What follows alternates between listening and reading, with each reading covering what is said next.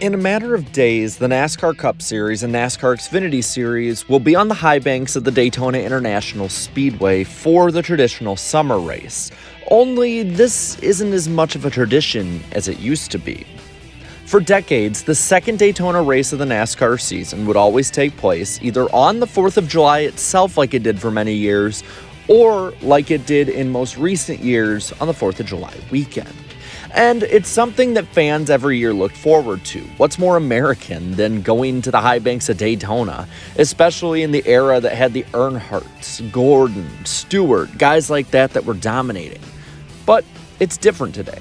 And I want to tell you today why I think, and why pretty much everyone that's kind of in the know with everything thinks that this is a time that has since passed for good. Why Daytona will never go back to the July 4th weekend.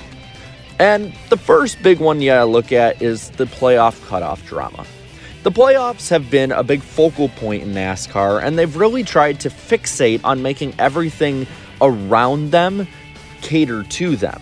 And in this aspect, the entertainment aspect, Daytona offers the single best way to have a cutoff race. The playoffs right now are what's selling as drama for the networks like NBC especially. And NBC, as well as probably ESPN, ABC, or CBS, or whoever else would have been able to take over in the next contract, is gonna want the most storylines possible going into the cutoff weekend. For years, we had Richmond, we had Indianapolis, and those tracks can offer surprise winners at times. They can offer really good comeback stories, like a Jeremy Mayfield in 2004. But at the same time, not everyone is going to be in it. And right now, NASCAR's looking more at the entertainment aspect than the competition aspect. And how do you make it more entertaining? Well, by making it easier for the competition to compete with the great equalizer of the draft. And I don't see them taking Talladega out of the playoffs to put this race back on its traditional weekend, because they don't want to get rid of a super speedway in the playoffs themselves. Yeah, sure, they could have Atlanta, but I feel like they would want to use Daytona in the best possible ways for ratings. It creates a ton of storylines, and it fits as a part of the year that it can really survive at and compete with the NFL at when it comes to ratings and attendance. Daytona is still one of the few tracks in NASCAR, along with probably Bristol and Talladega, where during football season, people will choose NASCAR at times over football. And that's something that cannot be overlooked for NASCAR. Speaking of that, is viewership and attendance. Attendance has went up since Daytona got moved to this date. Yes, it is in the post-COVID era where there's been a big boost for a lot of different sporting events, but for NASCAR, that is a huge accomplishment. More people are showing up, and it just looks better on TV. And the 4th had really kind of grown stale, it looked like. I mean, the last couple of years that it was actually run on its scheduled time, it looked like the entire grandstand was maybe half full. Maybe.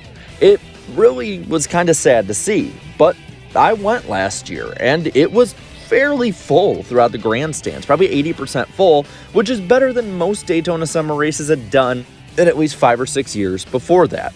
The date change spiced it up. It rejuvenated the date, and it made every race that's at that track matter so much more than it did before in the grand scheme of the season.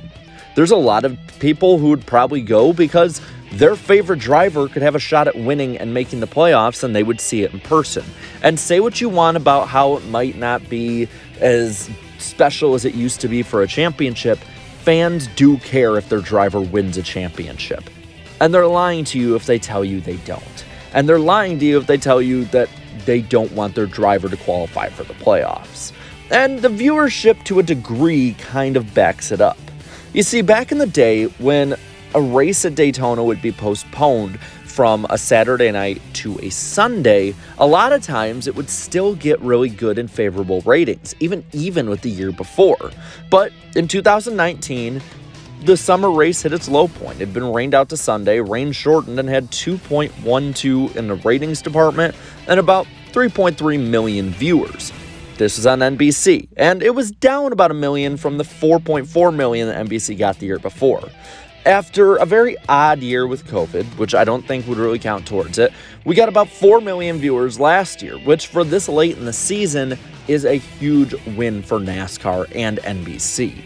So the ratings right now are really proving that this date can survive outside of its traditional area. And that's something that did not go unnoticed, because probably the biggest reason why Daytona will never have the 4th of July race again, or at least not in the near future, is because the city of Daytona Beach doesn't want it. I know that sounds crazy. Why wouldn't you want one of your biggest sellers when it comes to sporting events, when it comes to holidays, when it comes to all of that? Well, because Daytona knows that the 4th of July is going to be a huge date anyway for a tourist destination in their city. People are going to show up regardless of if NASCAR is there. It's outside of racing, a huge deal in the tourism market. So why not make another weekend that people will show up? Obviously, they're already having something at the track with their soccer tournament and motocross, all that different stuff, and the 4th of July weekend is used there. They have plenty of people that show up, and towards the end of August, when everyone's going back to school and on top of people at work, well, they're not having as much tourism. So why not have one last bump up before the fall with the Daytona race? It makes complete sense from a business standpoint, even if NASCAR fans, traditional like myself, who want Daytona on the 4th, don't like it. It makes sense. And the thing that's really, really hard about all of this, because like I said, I want Daytona on the 4th. I think it fits on the 4th. But the problem with all of this is the tradition has been broken. After 2019, it was broken. And while Darlington and the Southern 500 reunited on Labor Day weekend, that's an anomaly when it comes to successes for reuniting with traditions in NASCAR. Once a tradition is broken, it's insanely tough to get back. And there's not as much of an outcry for this race going back to its traditional date as there was to the Southern 500 going back to Labor Day weekend. And I would say that this race is on par with it, but if fans aren't going to be as vocal and loud to have it back, NASCAR doesn't really need to listen to the vocal minority like myself. And that's something that fans are going to have to come to terms with. Like it or not, the drama created by this has become a hit. And it's going to continue to be a hit as long as many underdogs have a chance at glory in this race and the rest of the season after it. Traditional dates like the Coke 600, as well as the 4th of July, have since also fallen when it comes to TV. And I don't mean that they're bad events. I don't mean that the Coke 600 was bad. I thought it was good this year. What I mean is that in the post-COVID era, a lot of people tend to take holidays away from the TV, go outside, do things that were once taken away. And because of that, TV habits seem to have changed in the last 2.5 years. And a big part of this is the fact that a lot of these events aren't as big with tradition, especially in the summer months. We've seen what Bristol might be able to do with Easter, but that's in the spring. We've seen what the Daytona 500 does with President's Day. That's in the winter. But summer months, when people are out, vacations are abundant, and people are just taking advantage of what they didn't have before, well, you're not going to win as much with that. Look at the last couple years with the 4th of July race at Road America. Even for a road course standard, it was extremely low in viewership. And that's what NASCAR is going to look at. They're going to look at how many people are watching. And if people aren't watching on TV, well, there's no point in them trying to force it down people's throat when they can win in a ratings sense on another date. I think those are the big reasons why Daytona will never go back to July 4th. But now I want to hear from you. Let me know down in the comments below, do you want Daytona back on its traditional date? Let me know down in the comments below.